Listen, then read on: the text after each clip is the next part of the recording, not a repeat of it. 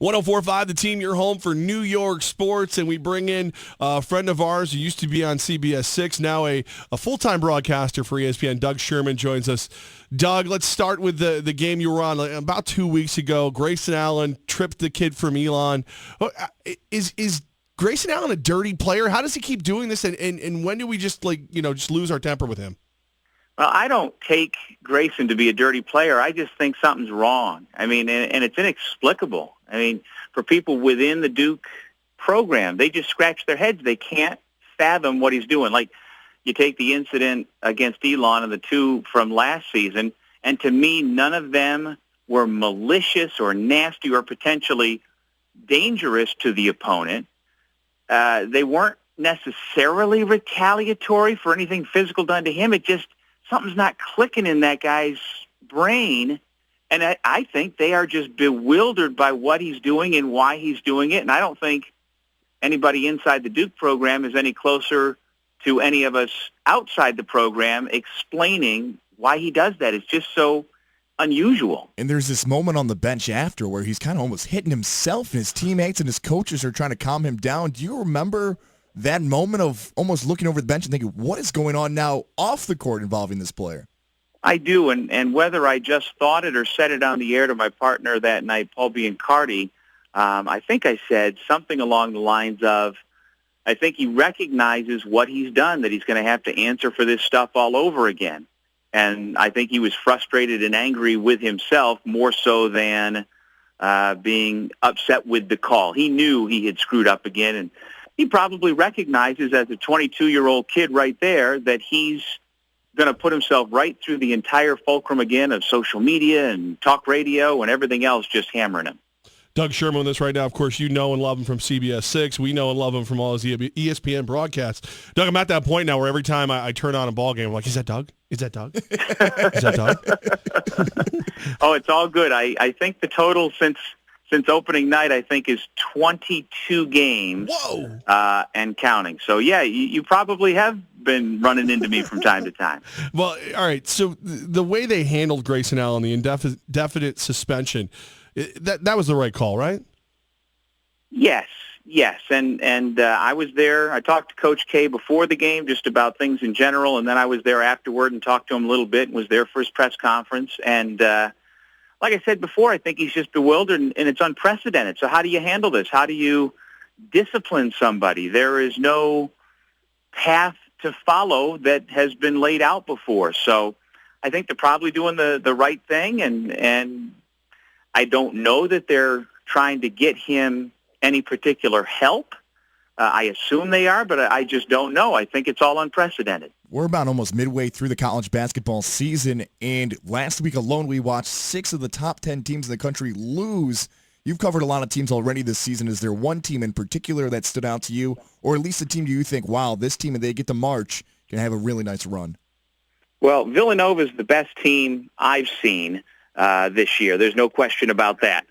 And, they play like a bunch of professionals. They're a bunch of older guys who've played together and are unselfish. And first of all, I should start with very talented. And obviously they won the national title. But while they miss Archie Diacono and Ochefu from last year's team, certainly, each of the guys they have this year are markedly better than they were a year ago. So to me, Villanova is the team to beat. I've been fortunate all the games. I think I've seen in person 8 of the top 10 teams in the country this year so far.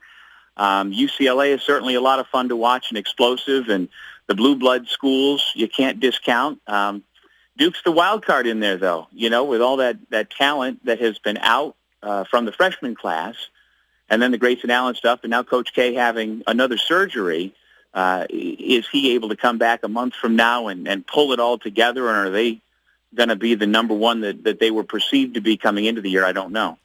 Doug, now we found out, back when you were on CBS 6 that you and Gaz are from very close hometowns. I know Gaz is dying to ask a Syracuse question, so I'm just gonna get out of the way. Doug, okay. Doug, they're not good. That's not a question. No, they're not good, Doug. No, they're not. And that is some Gaz. That's some wonderful insight given by you. That is breaking it down. Why are they not good, Doug? Why is Syracuse basketball struggling? Because you left. Why? Tell me. They are horrific on defense, so start there. And I think they really, in this day and age of moving parts and rosters that are constantly changing, sometimes it works, sometimes it doesn't. And bringing in the 2 grad transfers that they have, and Andrew White and John Dillon from Nebraska and Colorado State, respectively, it just hasn't worked. And I think that it was supposed to be Tyler Lydon's team coming into the year, and Tyler didn't do much of anything the first 10 games. I mean, he's gotten better and found his way on the floor, and Coach Boeheim has struggled back and forth. Do I want to play him at the 3? Do I want him at the 4? He's now putting him back at the 4 to put White at the 3, and just trying to figure it out. But, White's a guy who's going to get his, and he's getting his shots, and he's clearly thinking about getting to the league and making sure he gets where he wants to be a year from now, and that doesn't always jive with the team, and especially when you're a new guy coming in, I think you run the potential of upsetting the apple cart. And the other thing that I think is caught up with the Orange this year, people say, well, how does NCAA recruiting violations and the sanctions that you get, I should say the NCAA violations and the sanctions against their recruiting. They were not sanctioned for their recruiting. I should be clear on that. But by losing scholarships, you think, well, that's just a couple guys at the end of the bench. But what it does, it doesn't allow Syracuse to miss as frequently or to endure a transfer or an injury or a Malachi Richardson going to the league early. That if you don't have that wiggle room at the end of your roster, you've got to make sure everybody comes in and plays as you expect them to. And so now, I don't know that Kevin Herter would have gone to Syracuse, but the kid out of Shenendehowa, who was Mr. Basketball in the state of New York, was offered by Syracuse and was considering them.